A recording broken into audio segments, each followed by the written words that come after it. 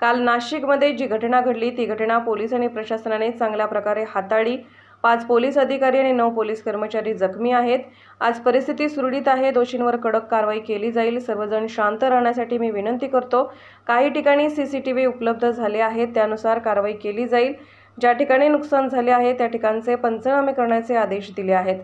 संवेदनशील पद्धतीने पोलिसांनी घटना हाताळली। ही घटना पूर्वनियोजित होती का याबाबत देखील चौकशी केली जाईल। बांगलादेशमध्ये देखील हिंदूंवर अत्याचार होत आहेत। लोकशाहीमध्ये ज्यांना त्यांना मत मांडण्याचे अधिकार आहे, मात्र त्याला मर्यादा हवी। बघा माननीय, मी आपल्या माहिती करता सांगतो, माननीय उपमुख्यमंत्री अजितदादा पवार साहेब स्वतः मालेगावला आले होते, मी पण होतो। त्यांनी माझ्या समोर ज्या काही दुर्दैवी घटना झाल्या,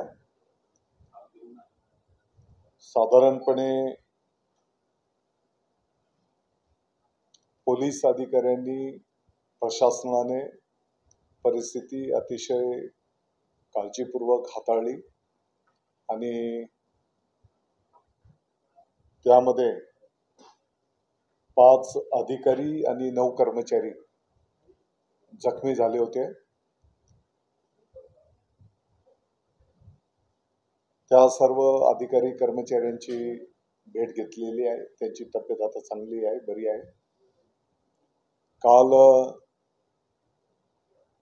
बंदचं आवाहन करीत असताना ह्या ज्या काही घटना झाल्या, जिल्हाधिकारी महोदय, सीपी आणि पेशंट्स जिकडे ॲडमिट होते अपोलो हॉस्पिटल, तर मी स्वतःही आम्ही एकमेकांच्या संपर्कात होतो, संवाद साधत होतो।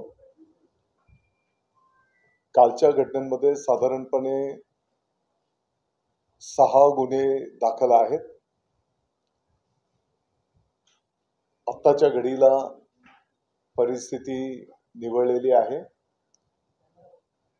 सगळीकडे शांतता आहे आणि सगळे व्यवहार आता सुरळीत सुरू आहेत। ज्याने ज्याने चुकीचं काम केलेलं असेल, कायदा हातात घेण्याचा प्रयत्न केला असेल, तर त्यांच्यावर त्या ठिकाणी कारवाई केली जाईल। माझी विनंती आव्हान आहे की येणाऱ्या दिवसांमध्ये अनेक धर्मियांचे, सर्व समाजाचे सण उत्सव तोंडावर आहेत आणि म्हणून सर्वांनी शांततेने सहकार्य करावं असं मी विनंती आवाहन करतो।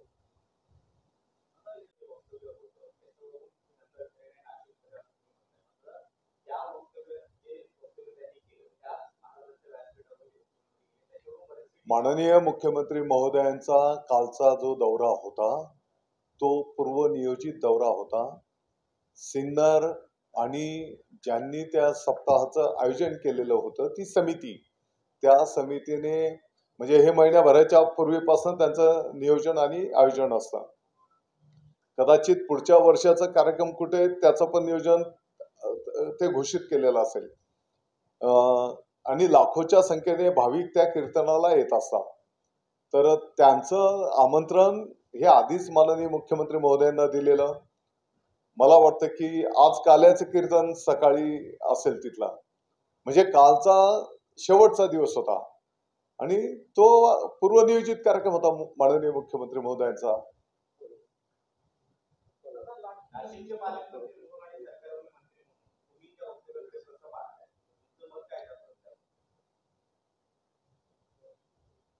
आता मी माझं जे काही मत आहे ना ते तुमच्या कॅमेरा समोर बोलणं काही उचित नाही।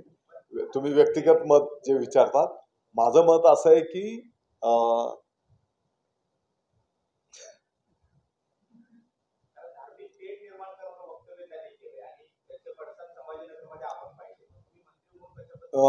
मला असं वाटतं की त्यांनी नेमकं काय वक्तव्य केलेलं आहे। तुम्ही म्हणाल चिठ्ठी काय आली, चिठ्ठी ही आहे की 2 वाजता मुख्यमंत्री माझी लाडकी बहीण योजना त्याचा कार्यक्रम आहे। माझं मत असं आहे की बाबा आता ही वस्तुस्थिती आहे की एकीकडे बांगलादेशमध्ये हिंदूंवर अत्याचार होत आहेत, ही पण वस्तुस्थिती आहे। मग तिथे राहणारे पण हिंदू आहेत, बरोबर, लोकशाही प्रक्रियेमध्ये ज्याला त्याला ज्याचं त्याचं मत मांडण्याचा अधिकार आहे. आता ऑनलाईन 2 वाजेचा तो कार्यक्रम आहे.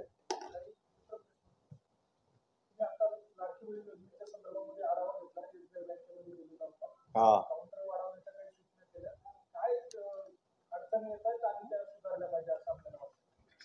नाही बघा,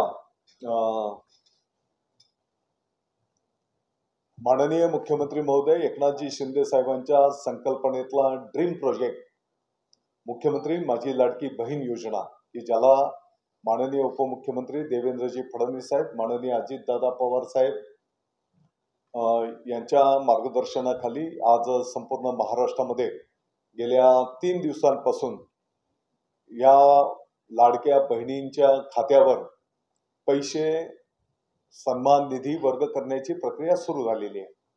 आता संपूर्ण महाराष्ट्रामध्ये आज त्याचा लाईव्ह कार्यक्रम त्या ठिकाणी संपन्न होतोय. आपल्या नाशिकमध्ये पण संपन्न होत आहे. दुर्दैवाने काही लोक या चांगल्या योजनेला गालबोट लावण्याचा प्रयत्न करतायत. माझ्या कानावर आलंय कोणीतरी एक मोठ्या महिला नेत्याने वक्तव्य केलं की हे पैसे तुम्ही ताबडतोब काढून घ्या, नाहीतर हे पैसे तुम्हाला देणार नाहीत. माझं मत असं आहे की तुम्ही आता जसं बोलत होते की प्रत्येकाने जबाबदारीने वागलं पाहिजे. आज त्यांच्या या वक्तव्यामुळे महिलांमध्ये कारण नसताना संभ्रम निर्माण होतो आहे आणि मोठी गर्दी त्या ठिकाणी बँकांमध्ये होते. आता एकदा अकाउंटवर दिलेले पैसे कोण काढून घेईल का? एक प्रकारे तुम्ही संपूर्ण महिला भगिनींचा अपमान करतायत. एकीकडे कोण बोलतोय 1500 रुपये तुम्ही काय लाच देत आहेत, असं हे करतायत ते करतायत. मला वाटतं की जे सोन्याचा चमचा घेऊन जन्माला आलेले आहेत त्यांना 1500 रुपयाचं मोल कदाचित कळत नसेल. त्यांच्या डोक्यात यापूर्वी अशा चांगल्या सुपीक कल्पना आल्या नाहीत, योजना आल्या नाहीत. आता कुठेतरी संपूर्ण महाराष्ट्राच्या बहिणींचा एक सन्मान माननीय मुख्यमंत्री महोदय आणि महायुतीचं सरकार करत असताना यांच्या पोटातली एवढं दुखायला लागलेलं आहे, यांच्या पायाखालची वाळू एवढी घसरली की ते बेताल वक्तव्य करतायत आणि त्याच्यामुळे कारण नसताना एक संभ्रम निर्माण करून महिला भगिनींचा अपमान करणं. आता आलेले पैसे त्या व्यक्तीचं जेव्हा त्याला त्या पैशांची आवश्यकता असेल तेव्हा ती व्यक्ती ते पैसे काढेल. आणि माझी तर तुम्हाला विनंती आव्हान आहे, मी तर गेल्या 3 दिवसांपासून जिथे जिथे संधी मिळेल तुम्ही त्यांच्या प्रतिक्रिया घ्या, त्या बहिणींच्या प्रतिक्रिया घ्या, त्यांचा आनंद तुम्ही बघा, त्यांचं समाधान तुम्ही बघा. परंतु कुठल्याही गोष्टीला एक राजकीय अँगलने बघायचं. मला वाटतं की कारण नसताना उद्याच्याला जर या गर्दीच्या माध्यमातून कुठे काही एखादं घटना काय झाली याची जबाबदारी कोणाची आहे? बँक्स तर त्याची काळजी घेत आहेत, त्यांनी काउंटर पण वाढवलेले आहेत, त्याचं नियोजन पण आम्ही केलेलं आहे. परंतु प्रत्येक राजकीय नेत्याने पण जबाबदारीने वागलं पाहिजे. प्रत्येक ठिकाणी राजकारणच केलं पाहिजे असं काही गरजेचं नाही. उलट चांगल्या योजनेचं स्वागत पण केलं पाहिजे. आता मी काही ठिकाणी पाहिलं काही नेत्यांनी तर स्वतःचे फोटो लावले.